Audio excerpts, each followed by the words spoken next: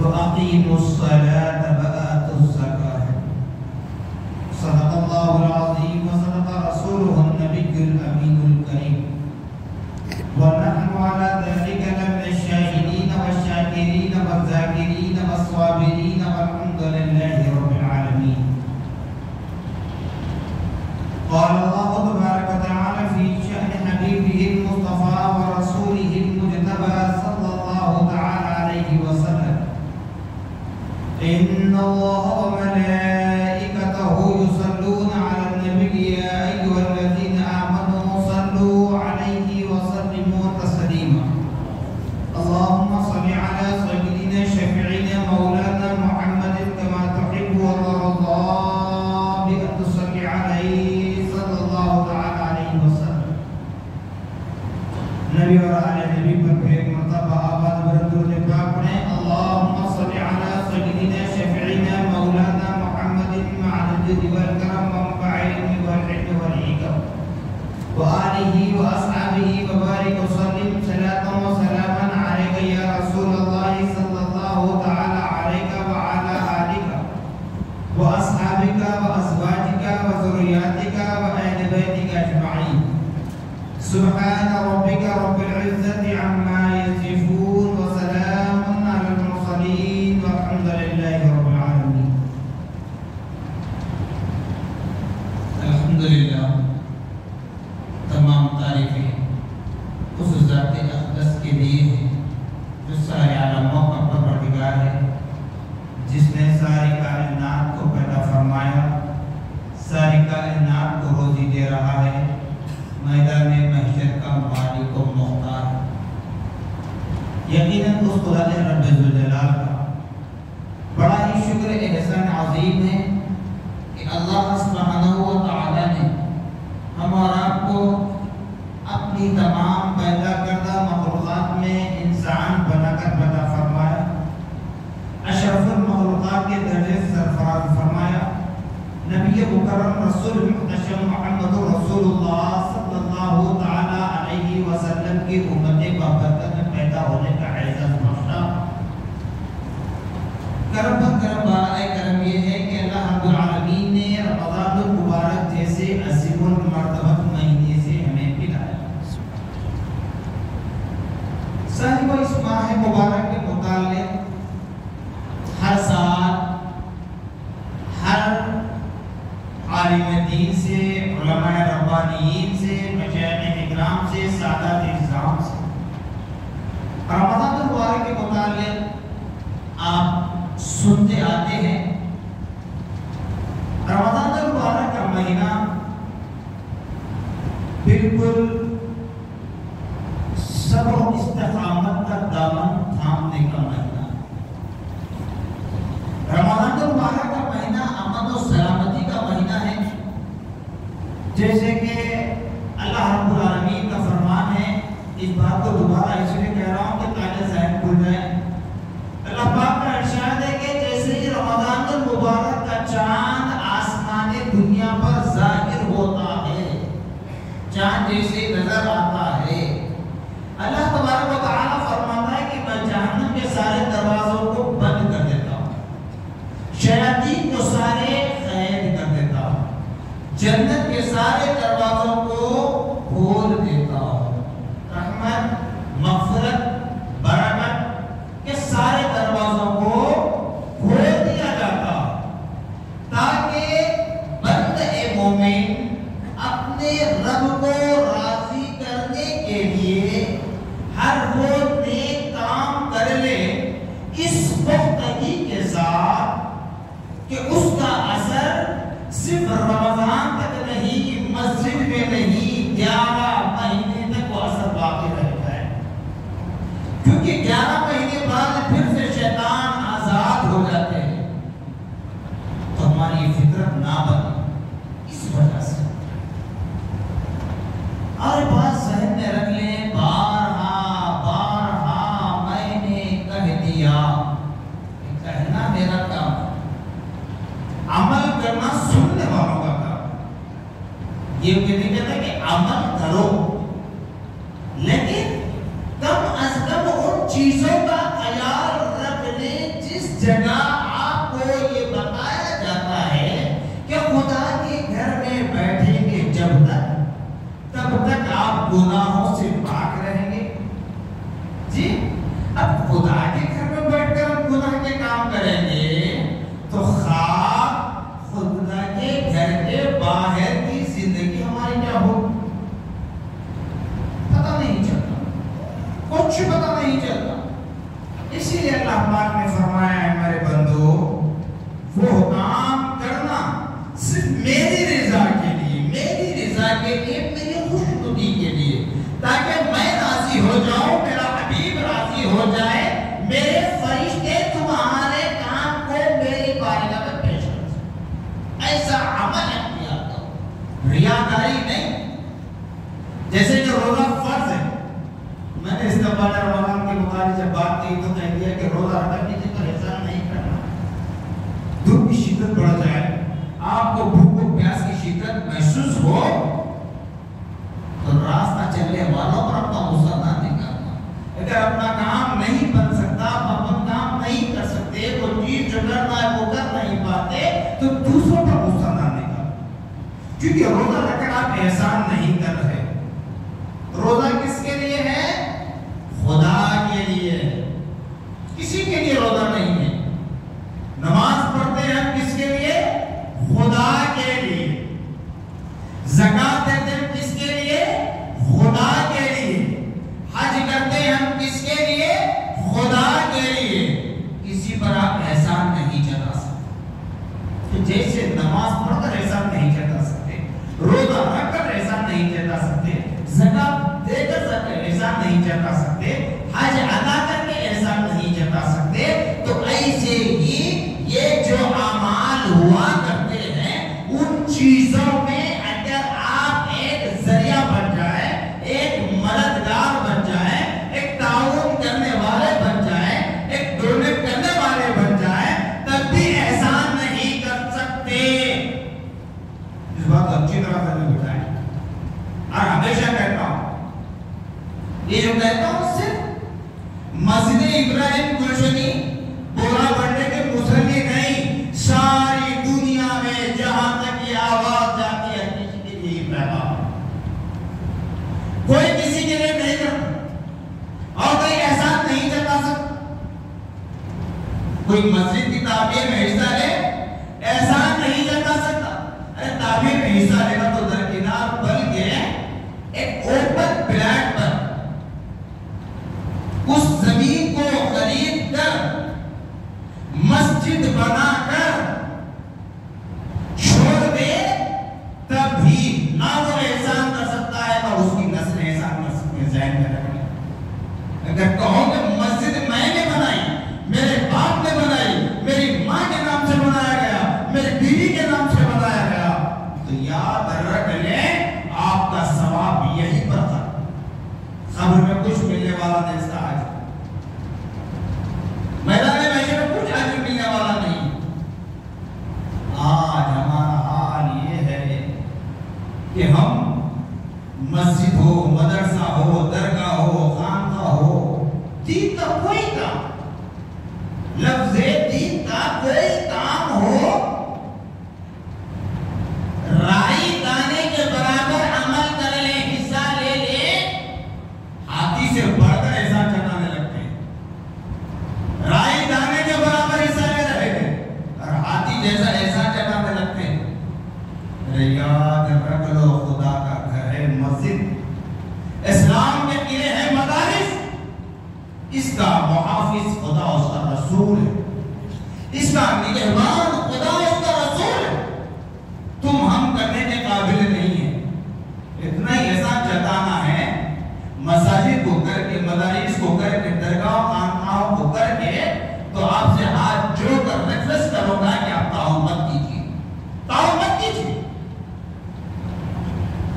کیونکہ احسان جتانے والوں کا تعاون خدا کی بارگاہ میں قبول نہیں ہوتا. کیونکہ اللہ تعالیٰ جس سے جو کام لیتا ہے کام لے لیتا ہے. اب اتنا ہی کہیں گے تو اور ایک بات مثال دے دوں گا. جن ماں باپ نے ہم نے پالا پوسا، اس ماں باپ کے احسان کا بدلہ کیا چکاؤ گے؟ تم کر کے احسان جتاتے ہیں نا، تم کو جو کیا گیا اس کے احسان کا بدلہ کیا چکاؤ گے؟ جیسے حضور اکرم صلی اللہ علیہ وسلم کے پاس ایک صحابی رسول آتے ہیں، یہ بات کہہ رہا ہوں کیونکہ ذہن میں یہ نہ رہے کہ مذہب تعاون کرنے والوں پر خطرناک ہو گئے، نہیں، تعاون کر کے جو احسان جتاتے ہیں تو تمہارے ساتھ جو کیا گیا اس کا تم کیا احسان ادا کرو گے اپنے لیے؟ صحابی رسول ہے، صحابی سے بڑھ کے کوئی نہیں ہے، کیونکہ غوث الاعظم دستگیر رحمۃ اللہ علیہ جو تمام ولیوں کے سردار ہیں وہ فرماتے ہیں کوئی ولی، کوئی قطب، کوئی ابدال، کوئی مجدد کسی تبع تابعی کے مقام تک نہیں پہنچ سکتا، کوئی تبع تابعی کے مقام تک نہیں پہنچ سکتا، اور کوئی تابعی کسی صحابی کے عمل تک نہیں پہنچ سکتا، اور کوئی صحابی کسی نبی کے درجے کو نہیں پہنچ سکتا، اور کوئی نبی محمد رسول اللہ کے مقام تک نہیں پہنچ سکتا۔ تو وہ صحابی رسول سرکار کی بارگاہ میں عرض کرنے لگے، یا رسول اللہ صلی اللہ علیہ وسلم، میری ماں ضعیف تھی، تو میں نے اپنے کاندھوں پر بٹھا کر حج کروایا، طواف کعبہ کروایا۔ کتنے مرتبہ؟ 70 مرتبہ، 79، ایک حج میں نہیں، 70 مرتبہ حج کروایا۔ 70 مرتبہ بھی میں نے اپنی بوڑھی ماں کو اپنے کاندھوں پر سوار کیا۔ یا رسول اللہ، کیا میں نے میری ماں کا حق ادا کیا؟ میرے آقا صلی اللہ علیہ وسلم ارشاد فرماتے ہیں نبوت والی زبان مبارکہ سے،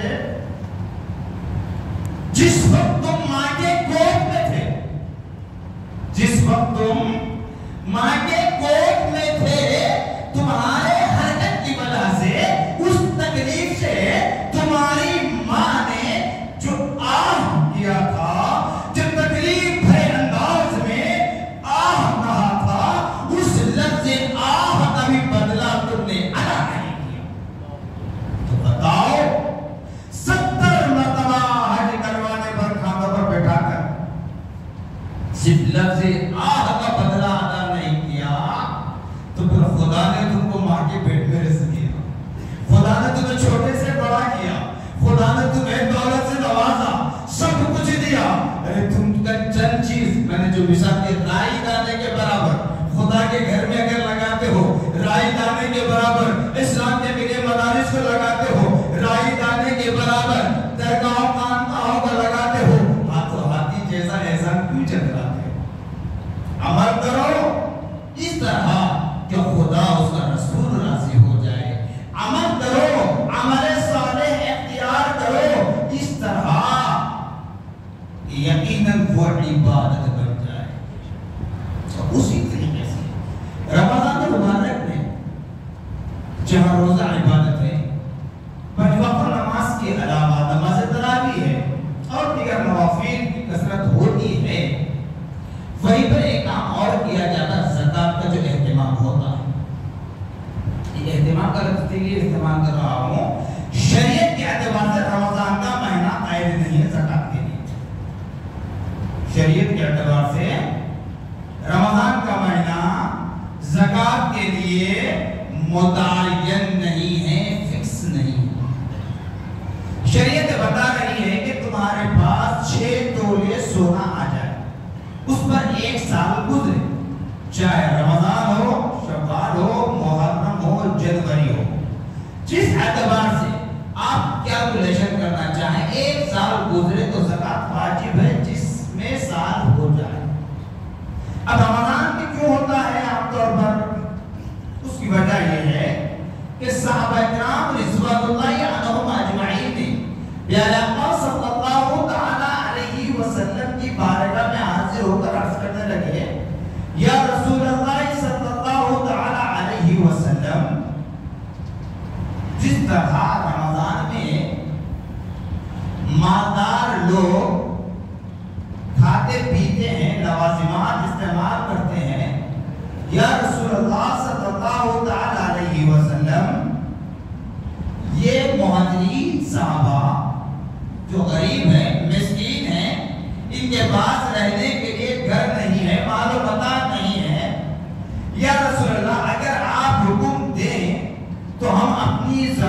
کو موقوف کر کے، یعنی کہ جہاں ہمارا سال ہو رہا ہے شعبان سے پہلے اگر ہمارا سال ہو تو ہم اس کو موقوف کر کر رکھ دیں گے اٹھا کر شعبان کے مہینے میں ان کے درمیان ہم زکوٰۃ تقسیم کریں گے تاکہ لوگ اپنا راشن، اپنا اناج، اپنا غلہ لا لے اور رمضان میں ہماری طرح سحر و افطار کے لوازم سے مستفید ہوں۔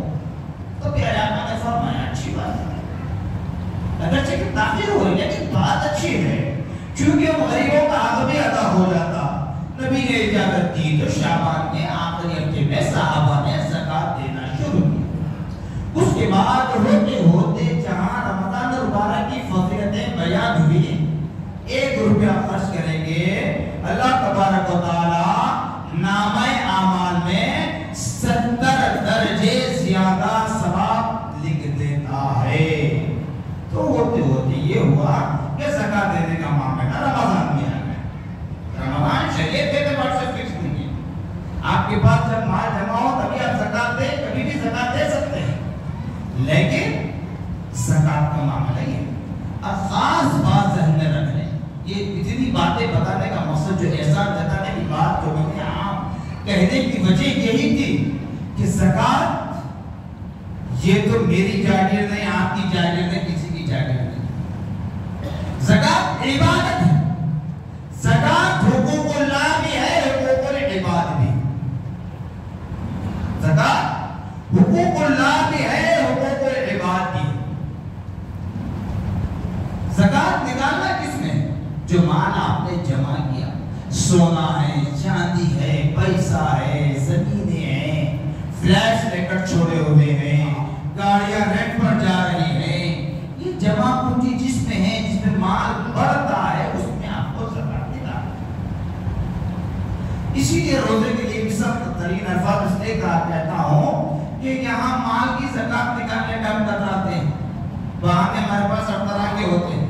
اگر اللہ تبارک و تعالیٰ یہ حکم دے کہ آج 50 کلو کی ہے، کل 60 کلو کی ہو جائے تو ایک ہاتھ زکوٰۃ دے دو، رمضان آنے پر دیتا کوئی ہاتھ کاٹ کے زکوٰۃ نہیں دیتا، روزہ رکھنے کی کتراتا ہے۔ اللہ کے گھر مسجد میں آتے ہیں، جہاں صحابہ کرام جب نبی کی بارگاہ میں آتے ہیں، اب دیکھیے ادب کیا ہوتا ہے۔ صحابہ کرام جب نبی کی بارگاہ میں آتے تو اپنے منہ میں کنکریاں ڈال کر آتے ہیں، کیوں؟ سانس بھی لے تو سانس کی آہٹ کی وجہ سے نبی کی جان میں پیر رکھتا ہوں، اور اپنے قدموں کو زمین سے علیحدہ ہونے نہ دیتے، زمین کے اوپر گھسٹتے ہوئے چل، پیر سخت ہو جائے پرواہ نہیں، لیکن قدموں کی آہٹ کی وجہ سے نبی کی شان میں بے ادبی نہ ہو۔ تو یاد رکھ لو ایمان والو، جب ہم مسجد میں بیٹھ کر، خدا کے گھر میں بیٹھ کر باتیں کرتے رہیں گے، کیا بات ہوتی ہے بتائیے مجھے، بار بار کہتا ہوں کیا بات ہوتی ہے بتائیے مجھے۔ خدا کے گھر میں بیٹھ کر باتیں کرنا ایسا کیا ضروری ہوتا ہے ہمارے لیے؟ ارے جہاں فرشتے گرے ہوتے ہیں گھر پر لائے، تو یہ باتیں کرنا گویا جنت میں بیٹھ کر بھی جہنم کا انتظار کر رہے ہیں، اللہ معاف کرے۔ مثال تو یہی ہوتی ہے۔ تو الغرض زکوٰۃ کا جو مسئلہ، آپ زکوٰۃ دیں، جتنی زکوٰۃ آپ کے پاس نکلتی ہے، کس کے پاس کتنا مال ہے ہر کوئی جانتا، کسی کو بتانے کی ضرورت نہیں، کسی دوسرے کو معلوم ہوتا ہے۔ آپ کے پاس 1 لاکھ روپے بھی ہے تو 2.5 ہے، 1 کروڑ بھی ہے تو 2.5 ہے، زمین سے آسمان تک کا سونا بھی آپ کے پاس بھرا ہوا ہے تو 2.5 آپ کو زکوٰۃ دینا ہے۔ مگر اس بات کو اچھی طرح ذہن میں بٹھانے میں ہر سال کہتا ہوں اس پر کہ زکوٰۃ کے لیے غریب، یتیم، یسیر، مسکین، محتاج، بیوہ، اسیر، مجبور، مقروض، ایسا مقروض، ایسا قرضدار جو کماتا ہے اور کھاتا ہے، ضروریات کی بنیاد پر، اصلی ضروریات، رہنے سہنے کھانے پینے پر اگر اس کا قرض اتنا بڑھ جائے کہ اس کی نوکری، اس کی تنخواہ اتنی نہیں ہے کہ اس کا قرض اتنا ہو چکا ہو، کوئی حرام کام، کوئی مکروہ کام اس کے پاس نہیں ہوتا، دنیا کا کوئی شوق نہیں ہوتا،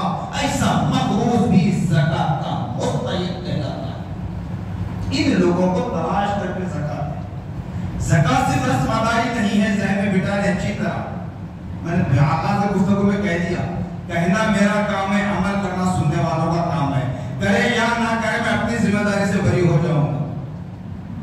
زکات صرف ایک رسم ادائی نہیں ہے، کوئی مانگنے کے لیے آ جائے تو اس کو اٹھا کر زکات کے پیسے دے دیں۔ آپ کو دینا ہے تو اپنے جیب کے خرچے کے جو پیسے اس میں سے دے دیں، آپ 1000 روپے دے دیں، لاکھ روپے دے دیں، مجھے پرواہ نہیں ہے، لیکن زکات کا 1 روپیہ بھی ہم کو نہ دیں۔ جتنے بھی مانگنے والے آتے ہیں، چاہے رکشوں میں آئے، بونگے لگا کر آئے، لنگڑے لولے کہہ کر آئے، برقع پہن کر آئے، کسی کو بھی زکات کا مال نہ دے، خدا کے واسطے دیتے ہیں تو یہ جان لیں کہ آپ کی زکات برباد ہو جائے گی۔ سوشل میڈیا پر دیکھ لیں، ہمیشہ کہتا ہوں، سوشل میڈیا پر دیکھ لیں، کئی ایسی عورتیں ہیں جو مسلمان کا حلیہ پہن کر، برقع پہن کر آ کر مانگتی ہیں۔ کئی ایسے لنگڑے لولے رکشوں میں بیٹھ کر آتے ہیں جن کے ہاتھ پیر سلامت ہوتے ہیں، پھر بھی زکات مانگتے ہیں۔ اور زکات صرف مسلمان کو دینا چاہیے، مسلمان کو دینا چاہیے، کسی غیر کو آپ نہیں دے سکتے۔ یہ کوئی ٹیکس نہیں ہے، یہ کوئی ٹیکس نہیں ہے۔ جیسے میں نے سال گزشتہ کہا تھا، کسی نے کہی تھی، کسی خاتون نے کہی تھی کہ اسلام میں زکات کو مست کیا گیا ہے، اسلامی ٹیکس ہے، نام دیا تھا اس نے۔ تو یاد رکھ لیں یہ ٹیکس نہیں ہے، آپ کو اللہ نے دولت دی ہے، نوازنے کا حکم دیا ہے، آپ کسی کی مدد نہیں کرتے، اس لیے اللہ نے اس کو فرض کر دیا کہ سال میں 1 مرتبہ تم اپنے مال کی زکات نکالو، تاکہ اس سے میرے بندوں کی مدد ہو سکے جن کو میں نے دنیا کے مال سے نہیں نوازا، دنیا کی دولت سے نہیں نوازا۔ آپ پیسہ دیتے ہیں، پیسہ دیں، کپڑا دینا ہے کپڑا دیں، اناج دینا ہے اناج دیں، لیکن شو بنا کر گھروں کے پاس، آفسوں کے پاس ٹوکن بانٹ کر کھڑا نہ کریں، ورنہ زکات نہ دیں۔ بتاؤ کیا میرے رب نے تم کو بلڈنگ دینا تھا تو کہیں لینڈر کھڑا کر کے دیا؟ تمہارے پاس جو سونا ہے، تمہاری ماں پہنتی ہے، بیوی پہنتی ہے، بہن پہنتی ہے، بیٹی پہنتی ہے، تم بریسلیس پہنتے ہیں، سونے کی زنجیر تم اپنے گلے میں پہنتے ہیں۔ بتاؤ جب تمہارے پاس یہ سونا آ رہا تھا، اس وقت کیا میرے رب نے تمہیں کہیں لین بنا کر کھڑا کر کے دیا؟ نہیں، تو پھر غریبوں کو لین کیوں کھڑا کرتے ہو؟ ٹوکن سسٹم کیوں؟ آدھار کارڈ کیوں؟ کیا اللہ نے تمہارا نام پوچھ کر دیا تھا؟ کیا میرے رب نے تم کو زکات دے کر احسان جتلایا کبھی؟ کیا میرے رب نے تم کو ماں کے کوکھ میں غذا دے کر احسان جتلایا کبھی؟ چھوٹے سے بڑا کر کے احسان جتلایا کبھی؟ سال میں 1 مرتبہ زکات دینے کی باری آتی ہے تو احسان جتلاتے ہو؟ ہوش کے ناخن والے ایمان والوں، ہم کہاں جا رہے ہیں؟ اور زکات میں ایسی ساڑی کا استعمال ہوتا ہے، ایسے کپڑے کا استعمال ہوتا ہے، وہ کپڑا، وہ ساڑی جو آتے ہیں زکات میں، ارے مارکیٹ میں لگتا ہے، کیوں لگتا ہے مارکیٹ میں؟ ہم خرید رہے ہیں، اگر ہم خریدنا چھوڑ دیں تو مارکیٹ کیوں رہے گی؟ ارے وہی ساڑی، وہی کپڑا اپنے گھر کے کام کرنے والی، جھاڑو مارنے والی کو تو دیکھیں گے، قبول کرتی ہے۔ وہی کپڑا اپنے گھر والوں کے لیے لاؤ، وہی کپڑا کبھی اپنے جسم پر پہن کر دیکھو، ارے کیا قصور غریب ہوگا؟ یہی نا کہ رب نے اس کے شوق کو چھین لیا، یہی قصور ہمارا کا، رب نے ان کے باپ کا سایہ چھین لیا، رب نے ان کی ماں کا سایہ چھین لیا۔ کیوں ایسی فطرت ہمارے اندر پیدا ہو گئی میرے بھائی؟ آپ 100 لوگوں کو مت دو، 2 لوگوں کو دو، اس طرح دو جیسے تم اپنے جسم پر کپڑا پہنتے ہو، ویسا کپڑا انہیں بناؤ، تاکہ وہ اللہ کا شکر بجا لائے، اور جب یہ کپڑا پہنے تو تمہارے لیے دعا کے لیے ہاتھ اٹھ جائے۔ جہاں جہاں وہ کپڑا پہن کر جائے لوگ اسے کپڑے کی تعریف کریں، جیسے ہم چاہتے ہیں کہ لوگ ہمارے پہناوے کی تعریف کریں، لوگ ہمارے سیل فون کی تعریف کریں، لوگ ہمارے گاڑی کی تعریف کریں، لوگ ہمارے فیس کی تعریف کریں، جیسے ہم چاہتے ہیں ایسا ہی طریقہ زکات کے اعتبار سے اپنے غریبوں کے ساتھ اختیار کرو۔ جب ان کی بھی تعریف ہو تو وہ کہیں گے یہ میں نہیں، اللہ نے مجھے دلایا ہے، خدا نے مجھے دلایا ہے۔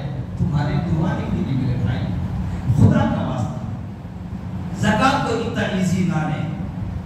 اور زکات پر کہنے کے لیے بہت باتیں ہیں، لیکن مسئلہ ایسا ہے کہ وقت کافی نہیں ہوتا۔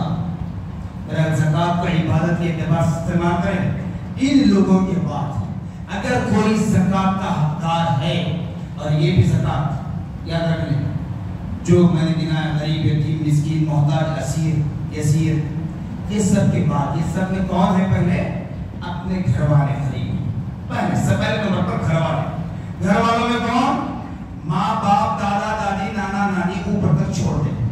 اس کے بعد بیٹا بیٹی، پوترا پوتری، نواسا نواسی، نیچے کے سلسلے میں یہاں نیچے تک لے جا چھوڑ دیں۔ بھائی بہن کو آپ زکات دے سکتے ہیں، چچا تایا خالہ ماموں پھوپھا ہیں زکات دے سکتے ہیں، رشتہ داروں کے حقوق ہیں، پڑوسیوں کے حقوق ہیں، دوست احباب کے حقوق ہیں۔ پھر سب سے اہم بات یہ بتاؤں کہ زکات ہم کو اپنے ہی علاقے میں دینی چاہیے۔ ہم رہتے ہیں یہاں، لے جا کر کہیں اور جگہ زکات دے رہے ہیں، مستحق یہاں بیٹھے ہوئے۔ اور اس کے بعد اگر کوئی زکات کے مستحق ہیں تو دینی مدارس، یہاں پر بھی سختی کے ساتھ کہوں گا دینی مدارس حقدار ہیں، لیکن دینی مدارس میں وہ دینی مدارس ہیں جہاں پڑھنے والے اسٹوڈنٹ کے لیے ہاسٹل ہو، قیام و طعام کا انتظام ہو، اور وہ ادارہ اسٹوڈنٹ سے پڑھنے کی کوئی فیس نہیں لیتا ہو، تو ایسے مدرسے سب سے پہلے حقدار۔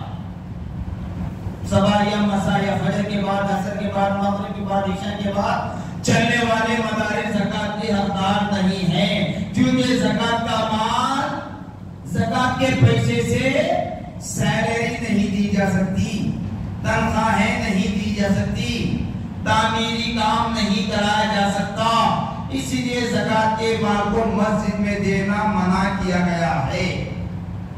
اس کے علاوہ کوئی تحریک، تنظیم زکات کے حقدار نہیں ہے۔ وہ تحریک و تنظیم حقدار ہوں گے، اچھی طرح ذہن میں ڈالیں، وہ تحریک و تنظیم زکات لینے کے حقدار ہوں گے جن کے تحت مدرسے چلتے ہوں، جن کے مدرسوں میں فیس نہیں دی جاتی ہو، جن کے مدرسوں میں ہاسٹل کا انتظام۔ فیس دی جاتی ہے تو پھر پیسہ کیا کرو گے؟ ہاسٹل نہیں ہے تو پیسہ کیا کرو گے؟ تنخواہ پہ دینا نہیں ہے، تعمیری کام میں لگانا نہیں ہے، تو خدا کے واسطے یہاں بھی خیال رکھ لیں کہ مدرسے والے آتے ہیں بہت جیسے رمضان کا چاند نکلتا ہے، ٹولی کی ٹولیاں اتر جاتی ہیں حیدرآباد میں، ہر اسٹیشن پر دیکھ لیں، بس ہر محلے میں ہر گلی میں پھرتے ہیں۔ تو ہر مدرسے کو بھی آپ زکات کا پیسہ نہ دیں، اس مدرسے کو تحقیق کریں جہاں پہ کوئی فیس نہیں دی جاتی، ہاسٹل کا انتظام ہے، ایسے مدرسوں کو آپ اپنی زکات کی رقم دیں۔ اسی طرح صدقہ فطر بھی ہے جو عبادت ہے۔ انشاءاللہ آئندہ جمعہ کا وقت ملا تو اس پر گفتگو ہوگی، بس اتنا ذہن میں رکھ لیں، ہر مانگنے والے کو زکات نہ دیں، ہر مدرسے والے کو زکات نہ دیں۔ مسجد کو زکات کی رقم لگانا بالکل منع کیا گیا ہے، اس سے بچنے کی کوشش کریں۔ جزاکم اللہ خیر الجزا، وآخر الحمدللہ رب العالمین۔